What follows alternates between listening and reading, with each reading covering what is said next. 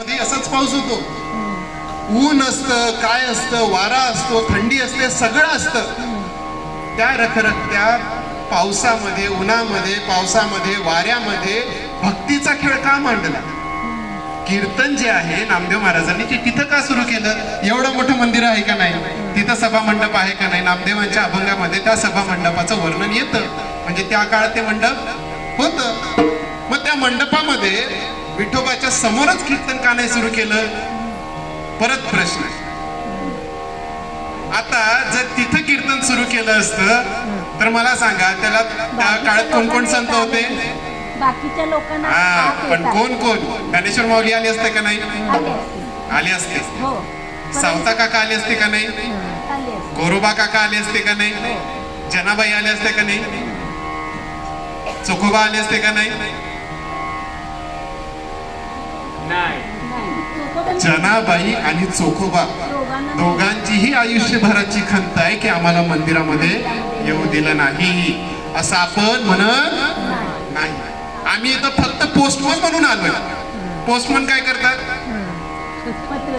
लिहिलेलं पत्र, अगोदरच लिहून ठेवलेलं पत्र असतं.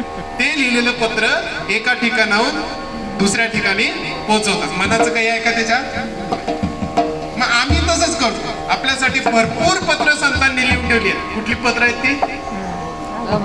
अभंग रूपी पत्र आहेत. ती पत्र तुमच्यापर्यंत पोहोचवण्याचं काम करतो. आम्ही सगळी वाचलेली, जेवढी वाचली, जेवढी समजली, तशी तशी पोहोचवण्याचं काम आम्ही करतो.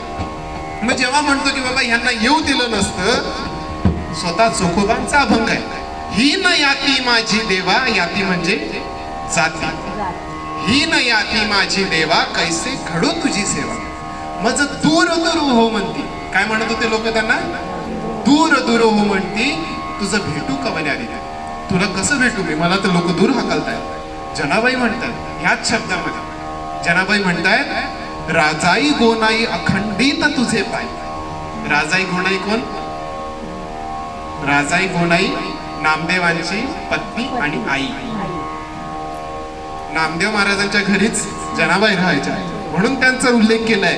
राजाई गोणाई अखंडित तुझे पायी, मज ठेविले द्वारी, नीच म्हणोनी बाहेरी. कोण म्हणतंय? जनाबाई म्हणताय. मग नामदेव महाराजांनी पाहिलं ना की बाबा समाज, त्या काळातला जो समाज आहे तो भक्ताला देवापर्यंत जाऊ देत होता का? नव्हता जाऊ देत. मग नामदेव महाराजांनी काय केलं? देवालाच भक्तापर्यंत नेण्याचं काम केलं आणि विठोबाला गाभाऱ्या सकट उचलून चंद्रभागेच्या वाळवंटामध्ये आणलं. तिथं आपलं कीर्तन सुरू केलं. म्हणून जनाबाई तेव्हा म्हणतात, नामदेव कीर्तन करी पुढे देव नाचे पांडुरंग. आहे का नाही? काय येतो अभंग? आता तो नंतर घेऊ. आता आपला खेळ मांडलाच राहिलाय. म्हणून हा खेळ कुठं सुरू झाला? वाळवंटामध्ये. राहील का नाही लक्षात? जेव्हा जेव्हा आपण हे गाणं ऐकू, संतांनी केलेलं काम आपल्याला आठवलं पाहिजे. आणि जेव्हा असा खेळ सुरू होतो, मग काय होतं? गोपी चंदन ओटी तुळशीच्या माळा, गोपी चंदन ओटी तुळशीच्या माळा, कार मिरविती गळा, कार मिरविती गळा.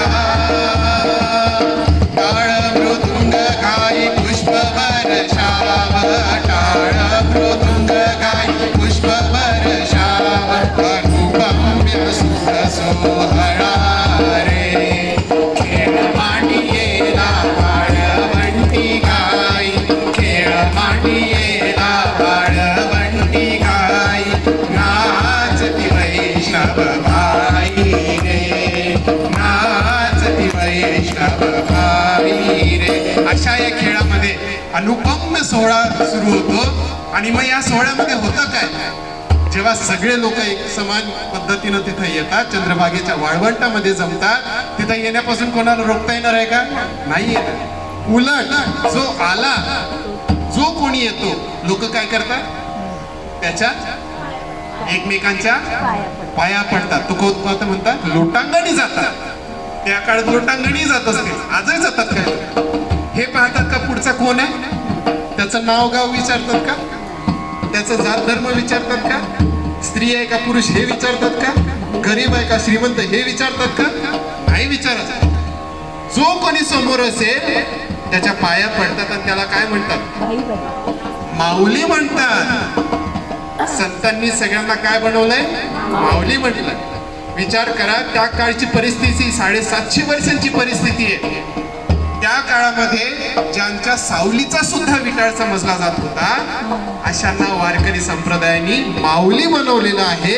ही ताकद आहे आपल्या वारकरी संप्रदायाची. आणि जेव्हा असं होतं तेव्हा तुकोबा म्हणतात, जेव्हा लोक एकमेकांच्या पाया पडतात तेव्हा त्यांचं मन जे आहे, आपलं जे मन आहे, जे एवढं झालेलं असतं, फुगलेलं. कशाने? अहंकाराने. कशाचा अहंकार असतो? कुठल्याही गोष्टीचा अहंकार असतो. मी पुरुष असल्याचा अहंकार, बरोबर.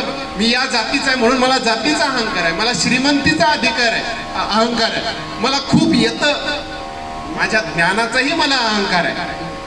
असे सगळे अहंकार गळून पडतात आणि आपली मन जी आहे ती नवनीतासारखी, लोण्यासारखी निर्मळ होतात.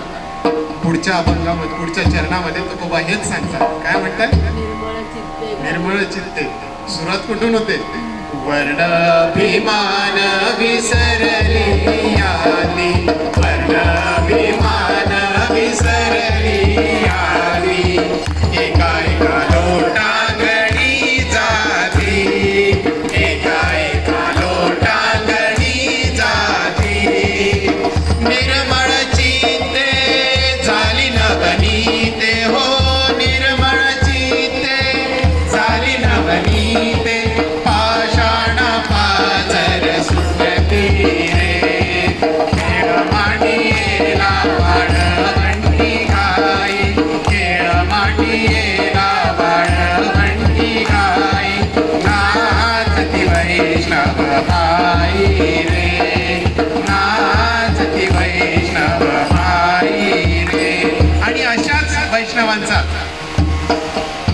आणि अशाच वैष्णवांचा तुकोबा जय जयकार करतात.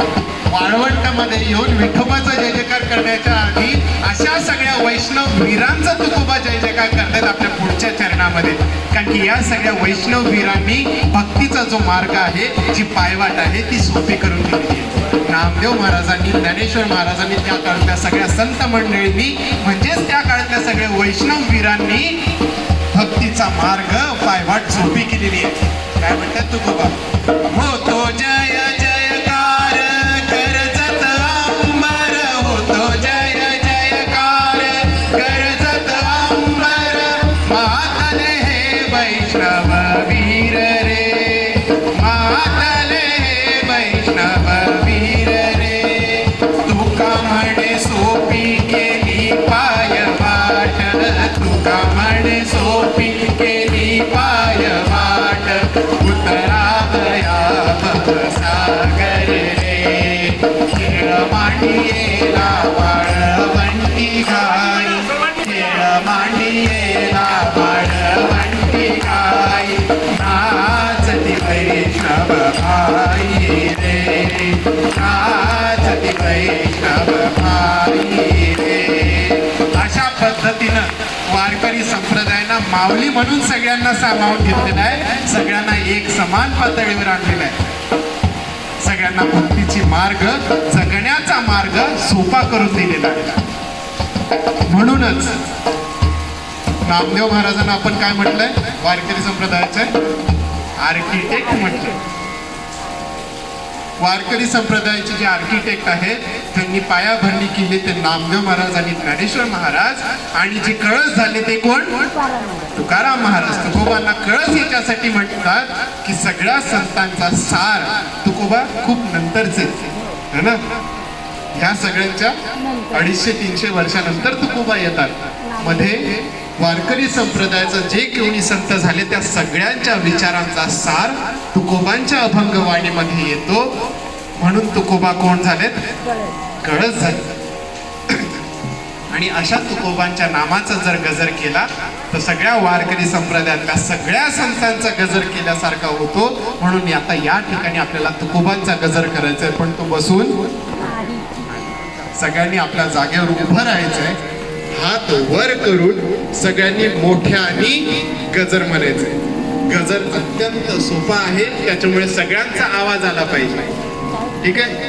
आणि तो गजर करताना संतांनी केलेल्या कामाचा, संतांनी आपलं जीवन जे सोपं केलंय त्याचा विचार करायचा आहे. तर तो गजर खऱ्या अर्थानं चालू ठेव व्हिडिओ, त्यांचा आम्ही सन्मान नाचतो जरा. तुकाराम तुकाराम तुकाराम तुकाराम, हे तुकाराम तुकाराम तुकाराम तुकाराम, हे तुकाराम तुकाराम तुकाराम तुकाराम, हे तुकाराम तुकाराम तुकाराम